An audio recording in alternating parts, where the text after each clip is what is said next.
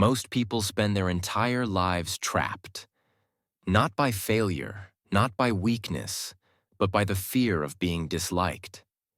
Imagine how much of your potential you've held back because you worried about what other people might think.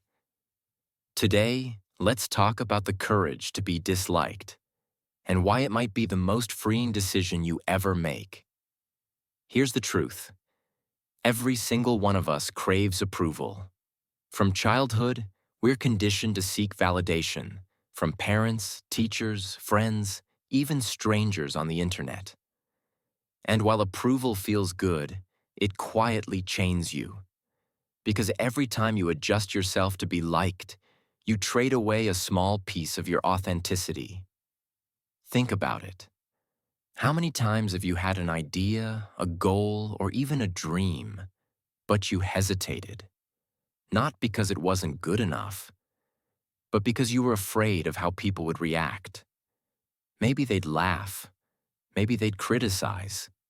Maybe they'd just ignore you. And so, instead of living for yourself, you start living in the shadows of other people's opinions. But here's the paradox. The moment you develop the courage to be disliked, you unlock the space to finally be yourself.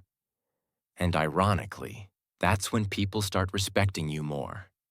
Because deep down, we admire those who stand firm in who they are, even if we don't always agree with them. Now, how do you build that courage? 1. Accept that not everyone will like you. It's impossible. No matter how perfect you try to be, someone will always have a problem with you. And that's not a reflection of you. It's a reflection of their perspective. 2. Define your values clearly. When you know what you stand for, you stop bending for approval. You create a compass that guides your decisions, and even if people dislike you, you can sleep at night knowing you stayed true to yourself. 3.